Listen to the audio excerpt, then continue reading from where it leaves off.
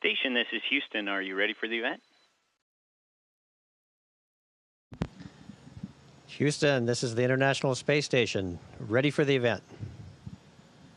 Senator Nelson, this is Mission Control Houston. Please call the station for a voice check. This is Bill Nelson. I'm in the Senate. Do you hear me? Senator Nelson, read you loud and clear. Help me. Dr. Marshburn, you are one who joined NASA in 1994 as a flight surgeon, and 10 years later, you were selected to become a member of the astronaut office. Your first space flight came in '09 aboard Endeavour, and now you're on your second trip to space. You spent the last 4.5 months orbiting the Earth on the station. What is your specific location right now, Tom? Well, Senator, right now I'm at the forward end of the space station. I'm in the Japanese experiment module. So our velocity vector is that way. We're flying that way. All around me and behind me is the vacuum of space. Behind me is actually an external platform that's encrusted with experiments looking at the Earth and looking at space. So this is a module like all the other laboratories here, behind all the walls, just filled with the experiments and racks that we work on. So that's my location now, and you're right, this is the coming to the end of a 4-month mission, feeling adapted, feeling great. It's been wonderful being able to be efficient and get a lot done up here. It's very exciting. Well, in the early part of the space shuttle program, we never had any time to get to the window because every minute was playing with our experiments, or else we were supposed to be sleeping, many times of which we didn't. That's when we had time to get to the window. Do you have a lot of time to look back at this incredible planet? Well, actually, during the day, not a lot of time.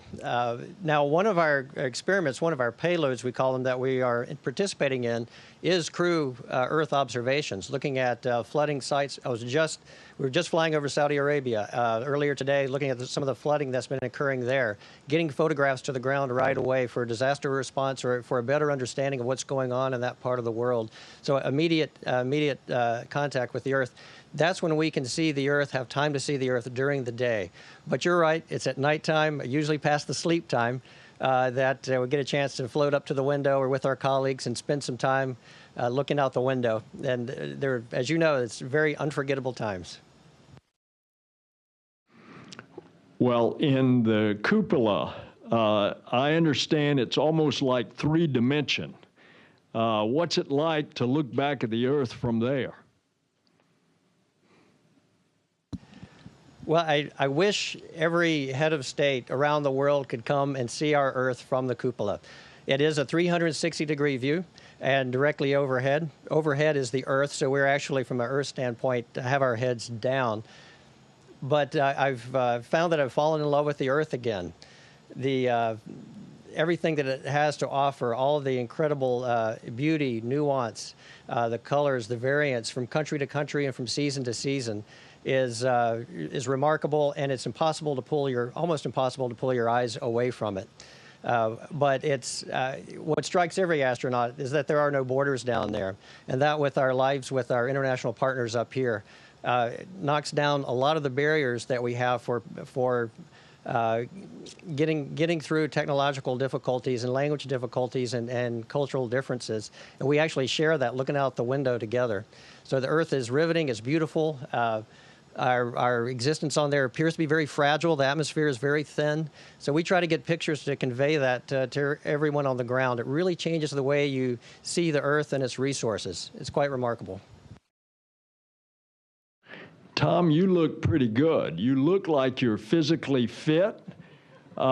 We've been concerned that there's bone loss in 0G for extended periods of time. Tell us about the things that you're trying to do to keep yourself in shape, which you obviously have. And how do you adjust to the fact that the fluids shift into the upper torso outside of the influence of gravity? Well, you're exactly right. That's one of the biggest challenges. Another way of putting that, actually, the zero gravity and the atrophy that occurs in the muscles and the bones and our heart and blood vessels as well, that on top of the radiation we're getting from the outside. High radiation doses up here, we're all radiation workers. All of that accelerates, it's an analog for an acceleration of the aging process. So it actually offers an opportunity to do a lot of research. You can do in a few years what you can only do on the ground in decades through the final years of someone's life. So what we've been doing is research on that area. I believe that we're getting close to solving the problem for the bone and muscle atrophy that you've alluded to. I exercise 2.5 hours a day, a little bit of cardiovascular, a lot of resistance exercise. I'm participating right now. I'm a subject in an experiment where we're looking at dietary changes. It's called ProK, and seeing if we can tweak the diet with the right protein to potassium ratio to actually reduce bone loss.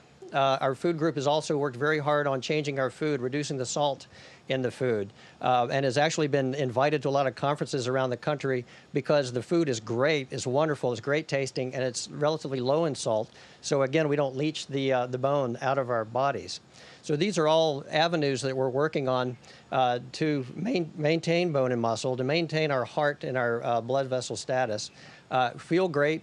I think I'm going to certainly be ready to stand up and walk around when I get back to the earth, but we'll see in about a week.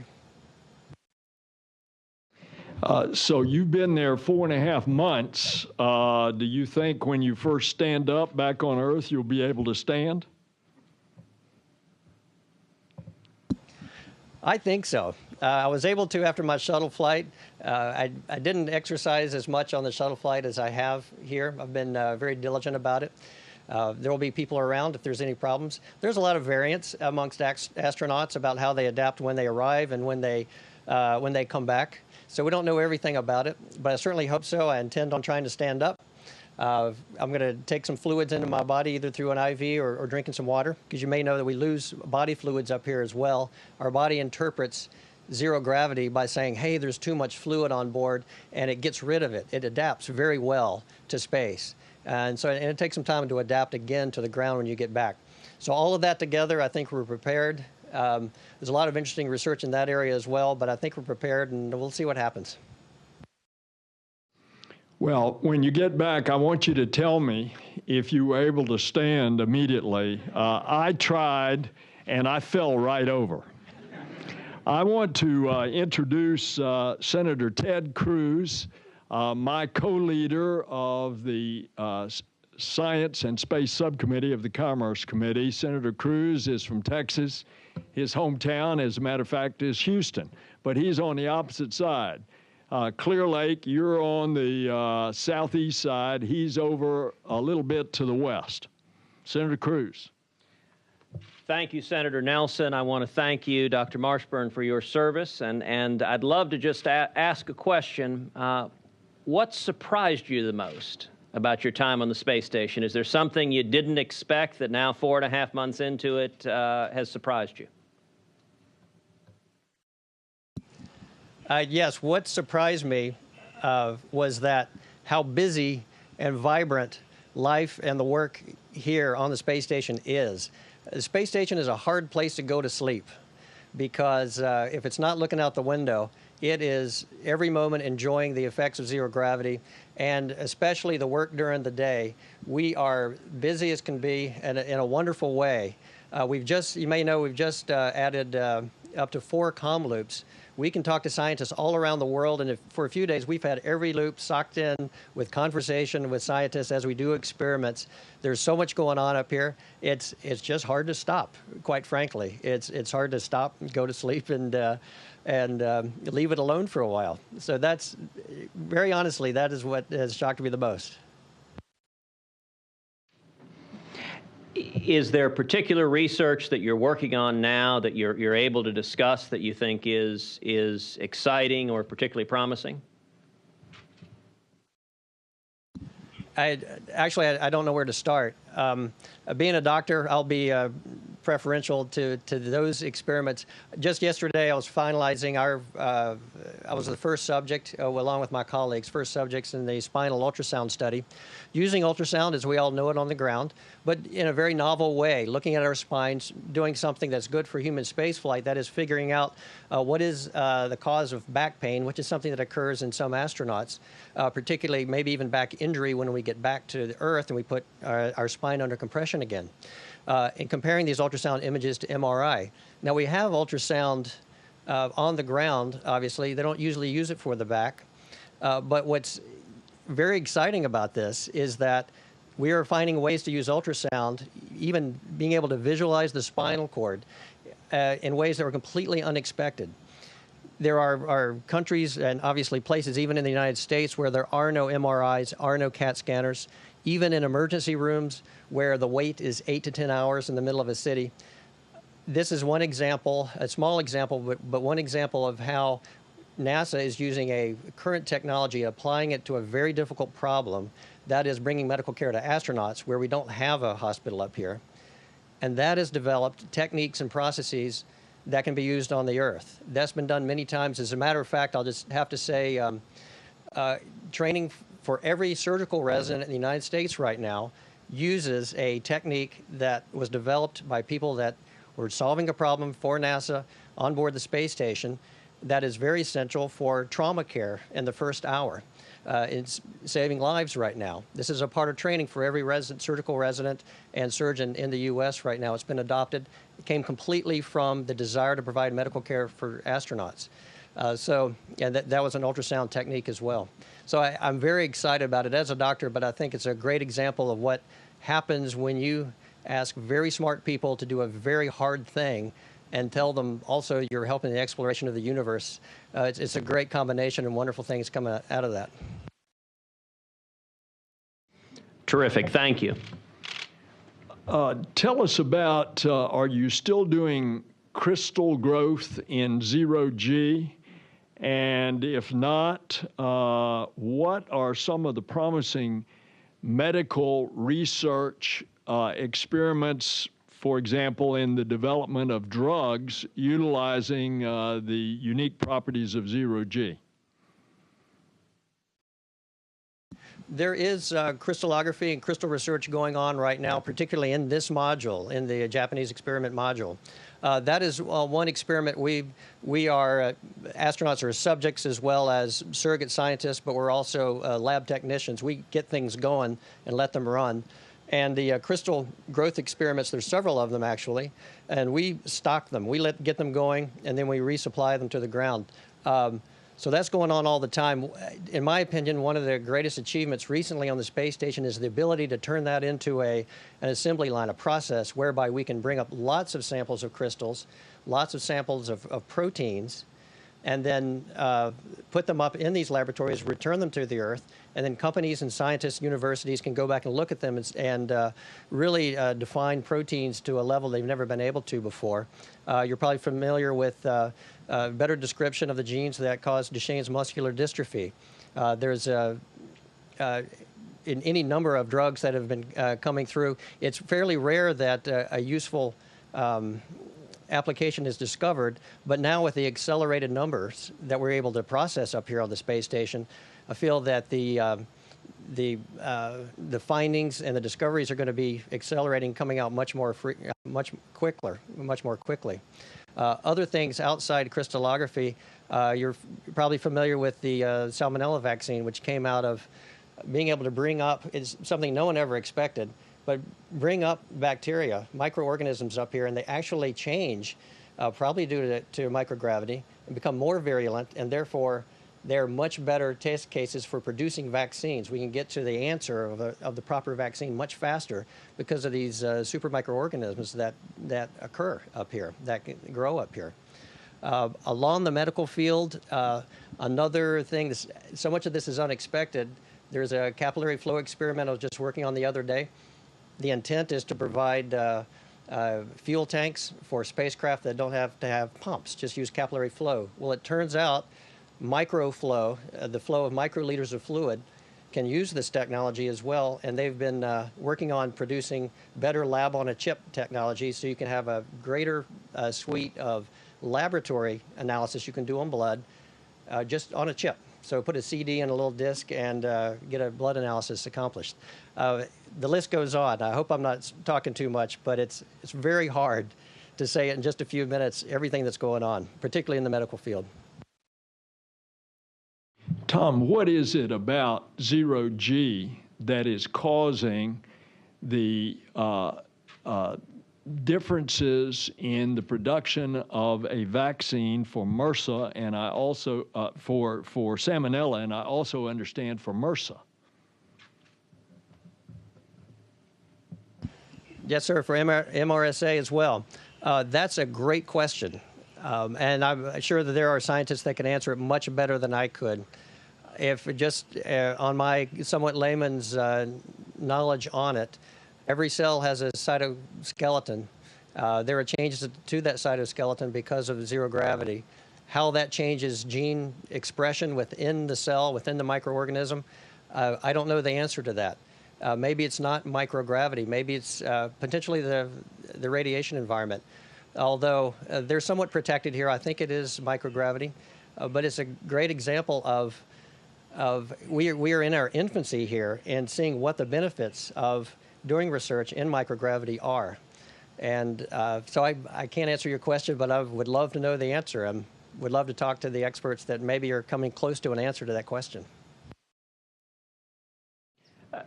Let me ask a lighter question on a more personal side, which is, what do you do for recreation up there? Are there games? Do you play Nerf golf in zero-G, or what do you do for fun?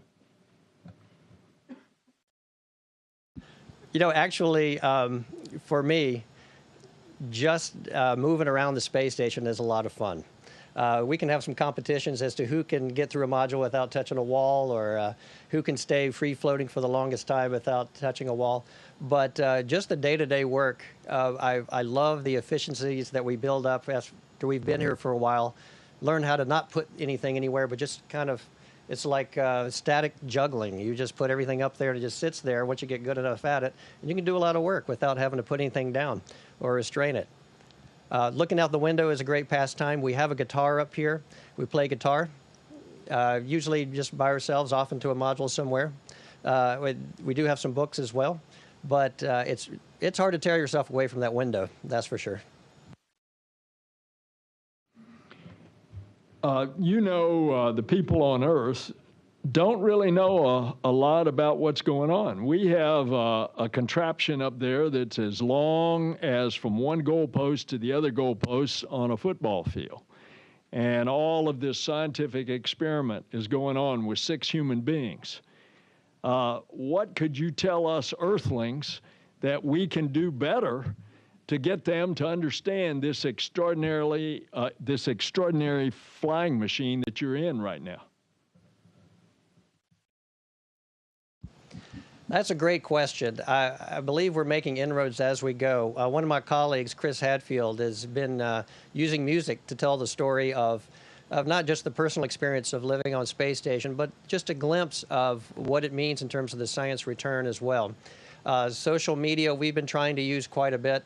It surprised me somewhat to find out that it's really touched a nerve within the public, that they really do want to know what's going on up here. They are fascinated with it. They like the direct access that some of the social media provides, so they can ask directly a question and get a response directly back from an astronaut. So we've been exploring that a good bit.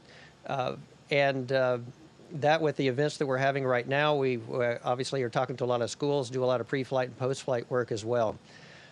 But it's a great question. I think we're getting better at it, and we'll continue to look for better ways. Well, you are clearly a part of that, and we thank you. We're going to Mars, and we may go back to that retrograde orbit where we're going to nudge a piece of space into an orbit there, a stable orbit. We may go back to the moon in preparation to go to Mars. What do you think on the station that you're doing in preparation for us to go to Mars? Well, virtually everything to keep humans alive and productive up here on the space station, that is no small matter. It's something that we get better at every day. You know, we live inside of a power station. That's the biggest one in orbit. That's why we're able to run so many experiments. We have a water system where we reclaim almost 100% of our water. These are all things that we have to be able to do to leave Earth orbit and not be able to resupply. So I believe I'm living and working in the first Mars vehicle. The next generation is going to learn from everything that we have learned, the engineers, astronauts, the people that build spacecraft. Everything that we've learned here is going to be used and needs to be used for the next generation of vehicle. So I think we're doing it right now, and it's not easy. We have to keep doing it. It's not a switch you can turn off and turn back on again and think you have the answer right away. It's a process that's very difficult and needs to be continued. We have 4 minutes left in the window. Let's give somebody in the audience a chance. Step up and identify yourself for Tom. Hi, I'm Jason Hopkins. I work in Senator Bill Nelson's office. So can you explain how, U.S. private space companies are using the ISS as a technology platform? Well, primarily, first of all, it's a destination. This is a product they can provide and a place to go in space. We need it. We need the supply. We need to be able to return results to the ground. So if they can do it, that is an incredibly impressive technology demonstration. Going into space is not easy. We can still just barely do it. We've had companies with some problems with launches. That's completely expected because this is still a very hard thing to do. Now, having said that, they're coming up with great efficiencies, great new technologies built on what NASA's already done so that they can get probably cheaper, better, faster, get things up to the space station. So besides everything we've learned about spacecraft, we're also providing the destination for them to get to as well.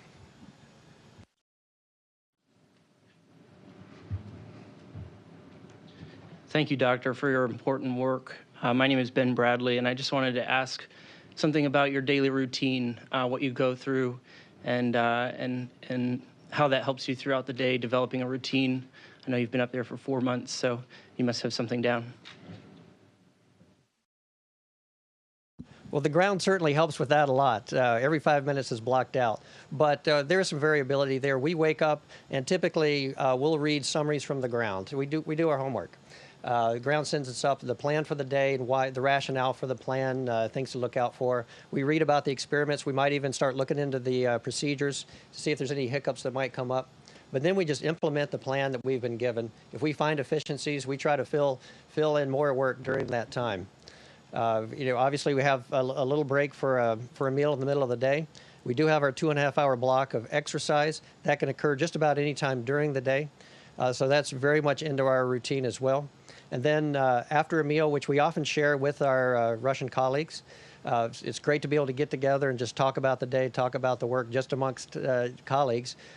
We also have a planning conference, both at the beginning and the end of the workday. It's kind of bookended that way. And then it's time off. We do kind of what I described before. I'm partial to doing a little bit of homework at night to get ready for the following day as well. And usually at the end of the day, we call home. We have an opportunity to either email or call our families at home.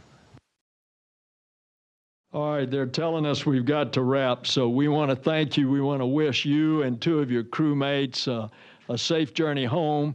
And as we close out, why don't you do a backflip for us? Show us how a great gymnast you are. Well, I don't know about that, but let me give it a try.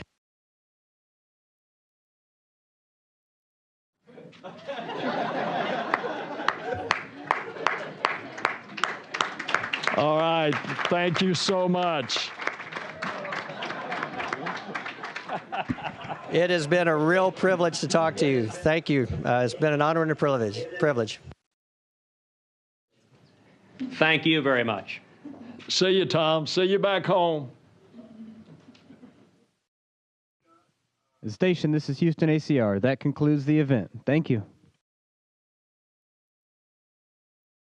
Senator Nelson, members of the Senate and staff. Station, we are now resuming operational audio communication. Tom, we're ready for your CCE. Just let us know which SSC you'd like.